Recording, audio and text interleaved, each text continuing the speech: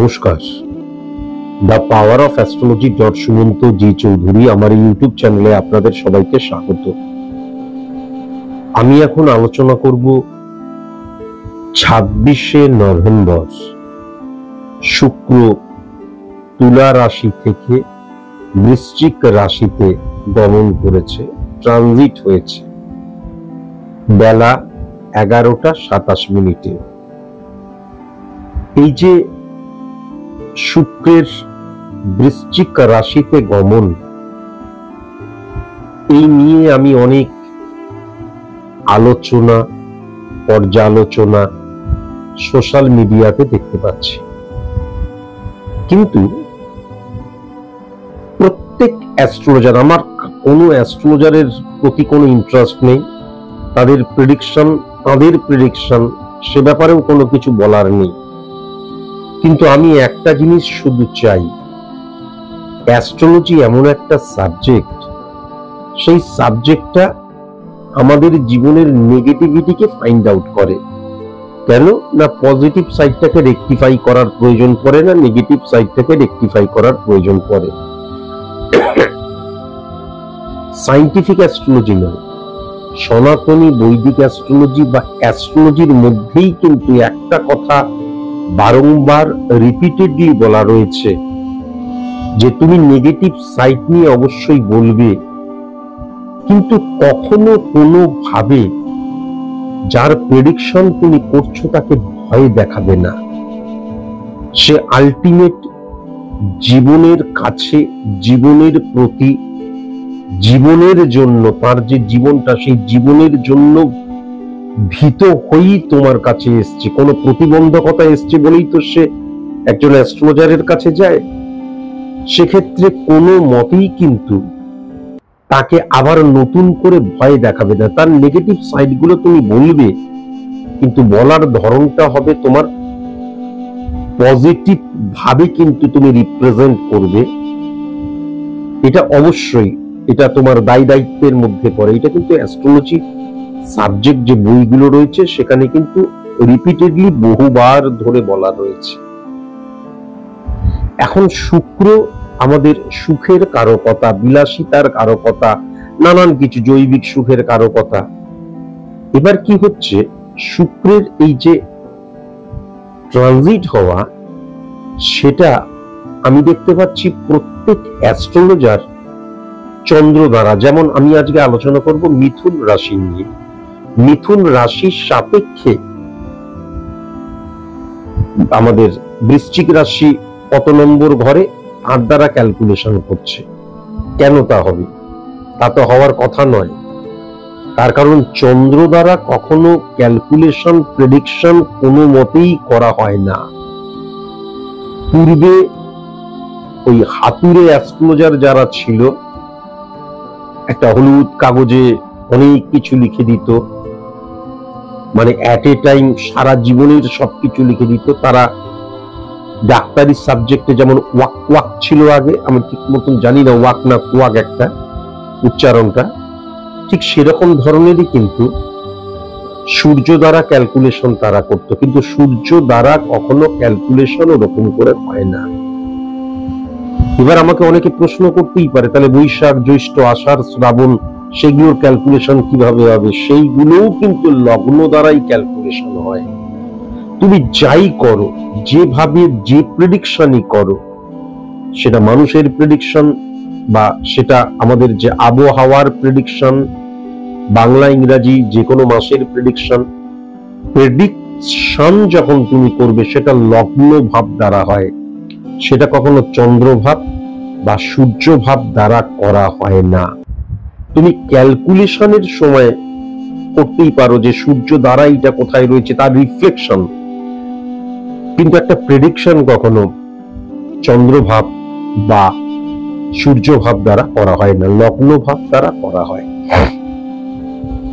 তাহলে এখন ব্যাপার যেটা হচ্ছে, মিথুন রাশি যখন আমি আলোচনা করব, স্পট ইমপ্লিমেন্টেশন ছক, গোচরগত ট্রানজিটগত অবস্থান, আজকের দিনে মিথুন রাশির যে স্পট ইমপ্লিমেন্টেশন ছক, সেখানে লগ্ন ভাব কোনটা, এবং তার দ্বারা কিন্তু আমি ক্যালকুলেট করব যে এই যে বৃশ্চিকে শুক্র এলো সেটা কত নম্বর ঘরে। এবং শুধু কিন্তু তাই নয়, যখন স্পট ইমপ্লিমেন্টেশন ছকটা আমি ক্রিয়েট করে ক্যালকুলেশন করব, বৃশ্চিকের মধ্যে ফিজিক্যালি শুক্র নাও বসে থাকতে পারে, কেননা সেক্ষেত্রে সার্বিক মতে আলোচনায় দেখা গেল তার মীন রাশিতে বসে রয়েছে, থাকতেই পারে। তাহলে সেক্ষেত্রে সেরকম ভাবেই কিন্তু ক্যালকুলেট করতে হবে। ক্যালকুলেশনটা করতে হবে লগ্নভাব দ্বারা, ক্যালকুলেশনটা করতে হবে বৃশ্চিকের ট্রানজিট দ্বারা। পুরোটাই অঙ্ক, ক্যালকুলেশন, পিওর সায়েন্স, বারবার ধরে বলছি। তাহলে বেকার বেকার মানুষকে ভয় দেখানো, এই আপনার বোধহয় আর সঠিক মতন বিলাসিতা, ভোগ বিলাসিতা, অর্থ প্রাচুর্য সব ধ্বংস হয়ে যাবে, এই হয়ে যাবে, আবার কাউকে কাউকে বলছে একবারে লটারি লেগে যাবে। এগুলো কিন্তু একদম অবান্তর, অবাস্তব। যারা মিরাকেল ম্যাজিক পছন্দ করে, আমার এই কথাগুলো তাদের ভালো লাগবে না আমি জানি, কিন্তু একটিবার ভালো মতন ভেবে দেখবেন, কোন সাবজেক্ট, সেটা অ্যাস্ট্রোলজি হতে পারে, ডাক্তারি হতে পারে, ইঞ্জিনিয়ার হতে পারে, শিক্ষকতা হতে পারে, ওকালতি হতে পারে, যে কোনো প্রফেশনে কখনো কোনো মতেই যেখানে মানুষ নিয়ে কারবার করা হয় সেখানে কখনো কাউকে ভয় দেখানো উচিত নয়। অ্যাস্ট্রোলজিতে তো নয়, তার কারণ সেখানে মানুষ আসেই কিন্তু প্রতিবন্ধকতার শিকার হয়ে, এটাকে ভুলে গেলে কোনো মতে চলবে না। আমি যদি খুব ভালো মতন মিথুন রাশির ক্ষেত্রে লক্ষ্য করি, লগ্ন ভাব যদি দেখি, তাহলে সেখানে কিন্তু শুক্র এবং রাহুর অবস্থান। ইম্পর্টেন্ট ফ্যাক্টর হচ্ছে মীনের ঘরে শুক্রকে উচ্চস্থ মানা হয়, আর বৃহস্পতির ঘরে রাহু কিন্তু উচ্চস্থ হয়ে বসে রয়েছে। তাহলে মিথুন রাশির জাতক জাতিকাদের ক্ষেত্রে কিন্তু শুক্র মানে কি? শুক্র মানে হচ্ছে লাক্সারিয়াস লাইফ লিড করা। আচ্ছা, আমাদের মতো নিম্ন মধ্যবিত্ত মানুষের জীবনে লাক্সারিয়াস লাইফ লিড করা মানে কি? মানে আমরা যে অড সিচুয়েশনের মধ্যে দিয়ে যাচ্ছি সেখান থেকে ওভারকাম করা। এবং রাহু পজিটিভ মানে কি? রাহুকে বলা হয় কলিযুগের রাজা, সম্রাট, ঈশ্বর, ভগবান, গড, আল্লাহ। রাহু যখন উচ্চস্থ থাকে তখন কি করে? অনেক অনেক অনেক বোঝায়। তাহলে সেক্ষেত্রে শুক্র যখন লগ্নে এবং শুক্র মীনের ঘরে উচ্চস্থ মানা হয় বসে রয়েছে, এবং রাহু যখন উচ্চস্থ বসে রয়েছে, তার মানে যে কোনো অড সিচুয়েশন আমি ফেস করছিলাম সেটাকে কেবলমাত্র ওভারকাম করব তা নয়, ওভারকাম করার পরেও কিন্তু বড় বড় আরো অনেক প্রতিবন্ধকতা, আমার জীবনে একদম পাহাড় সম কোনো প্রতিবন্ধকতার শিকার আমি, সেটাকেও কিন্তু আমি ওভারকাম করব। এবং যেহেতু বৃহস্পতির ঘরে, বৃহস্পতি মানে কি? আমার ভেতরের জ্ঞান, যাকে ইমপ্লিমেন্ট করছি ফর সাকসেস, অ্যাচিভ সাকসেস, তাহলে আমার দ্বারাই কিন্তু আমার অড সিচুয়েশনকে ওভারকাম করব, এবং যে কোনো অড সিচুয়েশনকে ওভারকাম করব। এবং আমি সাধারণ মানুষ, আমার মধ্যে জৈবিক চাহিদা রয়েছে, সেই সমস্ত কিছুকে পরিপূর্ণ করার ক্ষমতা আমার মধ্যে জন্মাবে।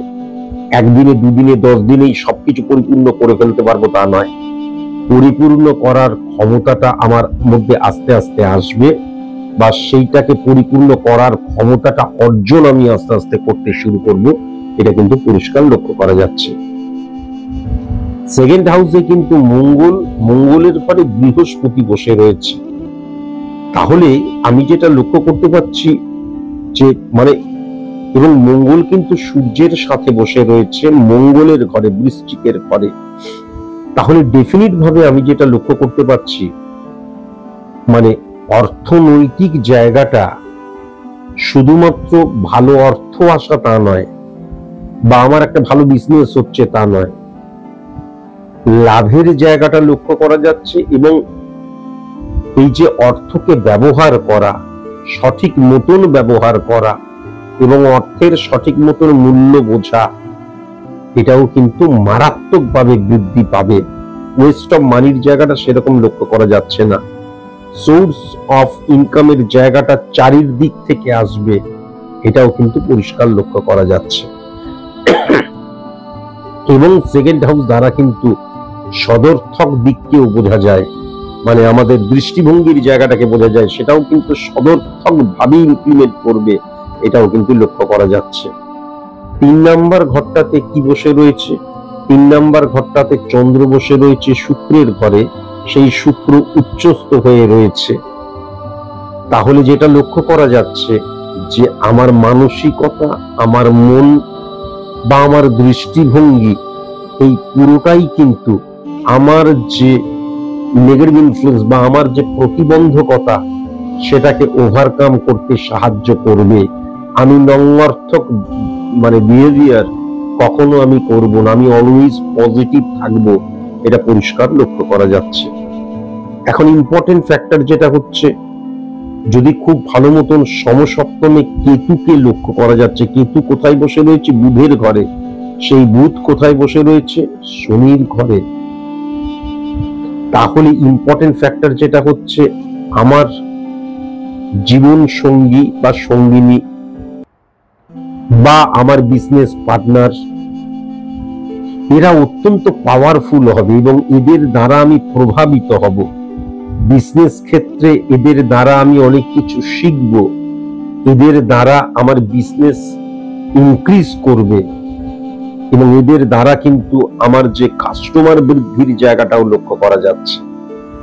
আবার যদি আমি আমার জীবন সঙ্গী সঙ্গিনীর জায়গাটা দেখি, তাহলে সংসারের জন্য কম্প্রোমাইজ, স্যাক্রিফাইস, অ্যাডজাস্ট করা, হ্যাঁ, এই জায়গাগুলো কিন্তু মারাত্মকভাবে বৃদ্ধি পাবে এবং ডেফিনিট ভাবে কিন্তু আমার জীবন সঙ্গী বা সঙ্গিনীর জায়গাটা অত্যন্ত সদর্থক হয়ে উঠছে আমার কাছে।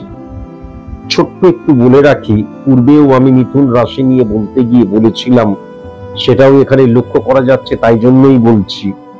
দেখা যাচ্ছে আমি একজন পুরুষ, আমার স্ত্রী, আমি মিথুন রাশির জাতক, আমার স্ত্রী রয়েছে, আমার জীবনে তার সদর্থক প্রভাব পড়ছে। কিন্তু এটা বলা উচিত নয়, 5টা পজিটিভ সাইড নিয়ে বলবো বলেছিলাম, তবুও বলে রাখছি। স্ত্রী এবার আমার দিক দিয়ে বাদ দিয়ে যদি পারিপার্শ্বিক দিক দিয়ে দেখা যায়, তাহলে স্ত্রীর প্রভাবে কিন্তু আমার শত্রুতা বাড়বে বা আত্মীয় স্বজনের সাথে কিন্তু আমার সম্পর্ক খারাপ হয়ে যাবে, এটাও কিন্তু লক্ষ্য করা যাচ্ছে। এই দিকটা একটুখানি কনসাস এবং কনসাস হতে হবে, সেটাও বোধহয় আমি আগেও বলেছিলাম। কিন্তু সদর্থক ভাবে আমার ক্ষেত্রে আমার স্ত্রীর সদর্থক প্রভাব, অত্যন্ত পজিটিভ ইনফ্লুয়েন্সের জায়গাটা মারাত্মকভাবে লক্ষ্য করা যাচ্ছে। এবার 10, 11, 12, এবার 9, 10, 11, 12, এবার যদি খুব ভালো মতন দেখা যায় 10, 11, 12, 11, 10, 11, 12, এবার যদি খুব ভালো মতন লক্ষ্য করা যায়, তাহলে 9 নাম্বার ঘর ইম্পর্টেন্ট ফ্যাক্টর যেটা, সেটা কিন্তু বৃশ্চিকের ঘর এবং বৃশ্চিকের ঘরে কিন্তু মঙ্গল এবং সূর্যের যে একত্রীকরণ রয়েছে, সূর্য এবং মঙ্গলের একত্রীকরণ, এবার সেইখানেই কিন্তু ভাবগতভাবে ট্রানজিট করে রয়েছে শুক্র, কেননা শুক্র বৃশ্চিকের ঘরেই ট্রানজিট করেছে। শনি যেহেতু উচ্চস্থ, দারিদ্র যোগ সৃষ্টি হলো না, তাহলে শুক্র আলাদা, সূর্য আলাদা। ইম্পর্টেন্ট ফ্যাক্টর যেটা হচ্ছে, ফাটকা রিলেটেড জায়গাটা মারাত্মক বৃদ্ধি পেয়ে যাওয়া এবং ফাটকা রিলেটেড জায়গা থেকে সোর্স অফ ইনকাম একাধিক হবে, আগেই বললাম। সেক্ষেত্রে ফাটকা রিলেটেড জায়গা থেকে, মানে আমি আশাই করিনি, আশার অতীত ইনকামের জায়গাটা লক্ষ্য করা যাচ্ছে। এখানে এইটা কিন্তু লক্ষ্য করা যাচ্ছে, ইনকামের জায়গাটা লক্ষ্য করা যাচ্ছে এবং আমার যে অবস্থান সূর্য বসে রয়েছে, সেটা কিন্তু আস্তে আস্তে ইনক্রিজ করবে। এটা কিন্তু বৃশ্চিকে শুক্র আসার ফলে এই ফাটকার যে সদর্থক প্রভাবটা লক্ষ্য করা গেলেও, আমি আগেও বলেছি, ফাটকা কিন্তু ফরএভারের জন্য হয় না, সাডেন একটা মানে পিরিয়ডের জন্য হয়। এবার দেখা গেল 3 মাস, দেখা গেল 4 মাস, 6 মাস, 1 বছর, 1.5 বছর। তাই জন্য কর্মকে, আমার যে কর্ম, সেই কর্মটাকে যেন আমি সঠিক মতন করে যাই এবং সফল হওয়ার জন্য যে উপযুক্ত হওয়ার কর্ম, সেই কর্মটাও যেন আমি সঠিক মতন করে যাই। ইম্পর্টেন্ট ফ্যাক্টর যেটা লক্ষ্য করা যাচ্ছে, যদি 6 নাম্বার ঘরটাকে খুব ভালো মতন দেখি, তাহলে যেহেতু শুক্রের সাথে পজিটিভ ভাবে বসে রয়েছে এবং মঙ্গল, তাহলে প্রথমত হচ্ছে যে আমার সাথে মারাত্মক শত্রুতা করছিল কিছু মানুষ, তারা হঠাৎ করে বশীভূত হয়ে যাবে বা তারা হঠাৎ করে পাওয়ারলেস হয়ে যাবে। মারাত্মক শরীর স্বাস্থ্য আমার খারাপ যাচ্ছিল, আস্তে আস্তে ভালো হয়ে যাবে। ব্যারাকপুরের চেম্বারেই একজন ভদ্রমহিলা এসেছিলেন, যাই হোক এগুলো নিয়ে আর বেশি বলতে চাই না, এটা লক্ষ্য করা যায়। আবার দেখা যাচ্ছে আমি একটা কাজের জন্য বারংবার চেষ্টা করে যাচ্ছি, সেই কাজটা কিছুতেই হচ্ছে না, বা আমি সার্ভিসের জন্য এক্সাম দিয়েই যাচ্ছি হচ্ছে না। শুক্রের এই প্রভাবে কিন্তু আমি আশাই করিনি আমি দেখা গেল যে চাকরিটা পেয়ে গেলাম, বা কোনো পরীক্ষায় পাশ করতে পারছিলাম না, পাশ করে গেলাম। এটাও কিন্তু লক্ষ্য করা যাচ্ছে মারাত্মকভাবে। ইম্পর্টেন্ট ফ্যাক্টর, যাদের বাবা বেঁচে রয়েছেন, আমার মতন যারা হতভাগ্য বা দুর্ভাগা নয়, যাদের বাবা বেঁচে নেই, I am one of them, তাদের মধ্যে একজন। কিন্তু যাদের বাবা বেঁচে রয়েছে, অত্যন্ত বাবার প্রভাব পজিটিভ লক্ষ্য করা যাচ্ছে। আবার পিতার প্রভাবও কিন্তু পজিটিভ লক্ষ্য করা যাচ্ছে। পিতা মানে পালন কর্তা, গুরু, টিচার, পথপ্রদর্শক, সবাইকে কিন্তু পালন কর্তা বলা হয়। এদেরও প্রভাব অত্যন্ত পজিটিভ লক্ষ্য করা যাচ্ছে। আজকের মতন এটুকুই, নমস্কার।